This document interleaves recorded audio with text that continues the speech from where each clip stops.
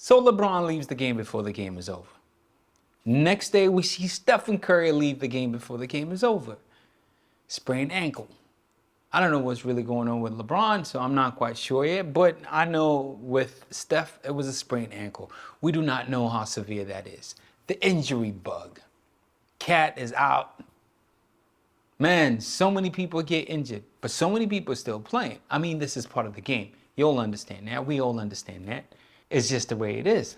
Okay, so what does that mean with the prediction that I made at the very beginning of the season? I said that LeBron James, Stephen Curry, and KD, one of those guys, or two of those guys, will will their team all the way to the Western Conference Finals. So what does that mean? What does that mean right now? I mean, this is it. This is crunch time right now. You know, the Lakers are sitting at number 10 or number 9. I'm not sure. The Warriors are number 10 or number 9. I'm not sure. This keeps changing every night. You know, it's like you win, I win, you lose, I lose, and they keep swapping positions, seedings, right? So I'm not quite sure who's where right now. I haven't checked yet, you know, because it's really, really close. But yes, what does that mean for the Lakers? What does it mean for the Warriors? I'm not worried at all because I do believe these guys will come back and all will be okay. It sounds very like, woo, you understand what I'm saying? But you understand what I'm saying. These players are just different. That is why a lot of people just gravitate towards them. When the Lakers played the Warriors, you know, a lot of people tuned in to watch them play. Why? Because of Stephen Curry and LeBron James. These players have done it before. And we always sit there thinking, oh my God, are they going to do it again tonight? And they keep doing it. They've done it over and over and over and over again. I mean, KD is one of the best players. We all know that right now. That is why he is also sitting in that realm, meaning that the Phoenix Suns, I mean, I've been saying a lot of crap about the Phoenix Suns, but at the very same time, you just can't count KD out. I mean, when KD moved from when he left the Warriors, went to Brooklyn, automatically the odds for Brooklyn winning the championship just went up. When he left Brooklyn, went to Phoenix, same thing. Why do you think that is the case? Because KD is that guy. We all know. Now, I'm looking at Minnesota. They got Ant-Man. He's incredible. OKC, incredible. I mean, these guys are just balling out of control. Hey, heck, even the Clippers right now. And a lot of people are looking at them, okay, these guys are contenders, these guys are contenders. And so many analysts out there, like, I'm so sick and tired of hearing of the Lakers, the Warriors, even Phoenix. But the truth is, we tune in to watch those guys because somehow we do believe that they're going to make it. We do believe they're going to make it. We saw the Warriors get annihilated by the Boston Celtics. And then the next day, they beat the Bucks. Now, I'm not saying that the Warriors just, oh, they had a bad night and, you know, give them a pass or something like that. They're that great. Well, that has a lot to do with matchups, you know. That has a lot to do with matchups. And that is what the playoffs are all about, matchups. Teams tend to exploit matchups. That's what they go for. And right now, I'm looking at two teams that match up really well against any team in the NBA. The Boston Celtics and the Denver Nuggets. They can play against any team and they have a really good chance of winning. I'm not saying they are going to win, but they have a chance.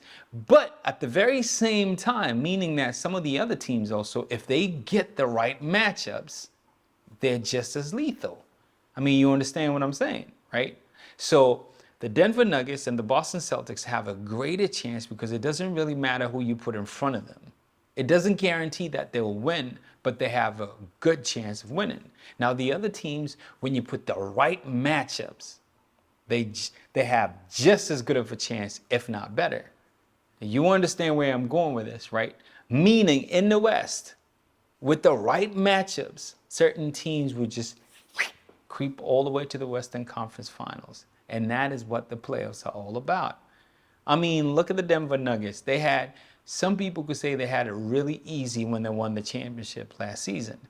No, you can't say they had it easy. They positioned themselves to be at that place. And right now, I'm actually talking about the Denver Nuggets being one of the Only two teams to actually match up really well against any team out there. So I'm not taking anything away from the Denver Nuggets. The likelihood of the Denver Nuggets actually making it to the Western Conference Finals are really good. Their chances are really good. Really, really good.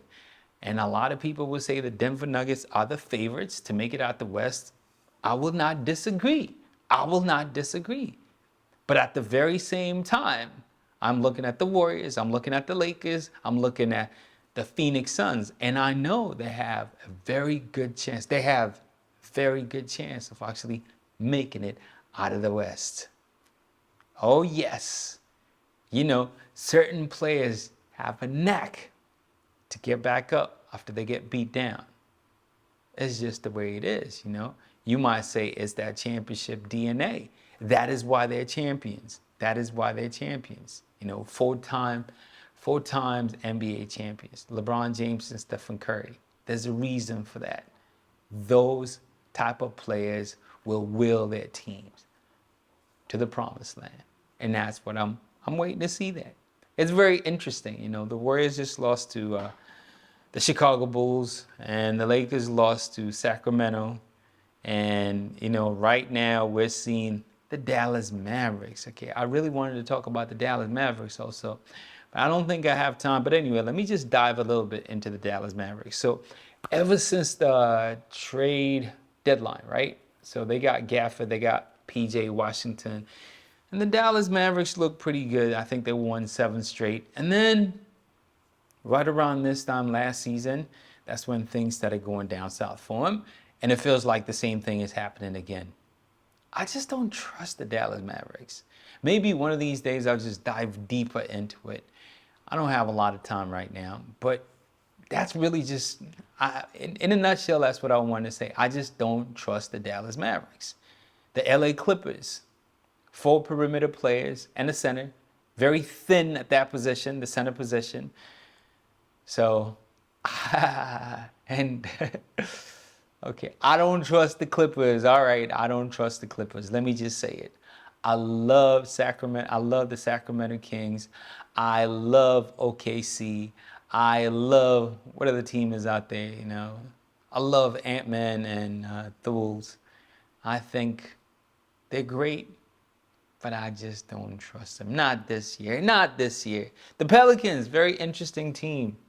And not a whole lot of people are talking about the Pelicans, but you might be surprised. Actually, I think the Pelicans, one of those dark horses. Yeah, the Pelicans, watch out for the Pelicans, you know. The Pelicans, you know, a lot of people sleeping on them, but they might just creep up on you and boom. Yeah. But anyway, all right, like I said, I'll be with you guys like once a week. I know I've been ghost for like a week, but here I am. And I'm about to say, I'm out of here right now. So I'll talk to you guys next week. And I'll be like, I told you so. I bet you I'll be saying, I told you so.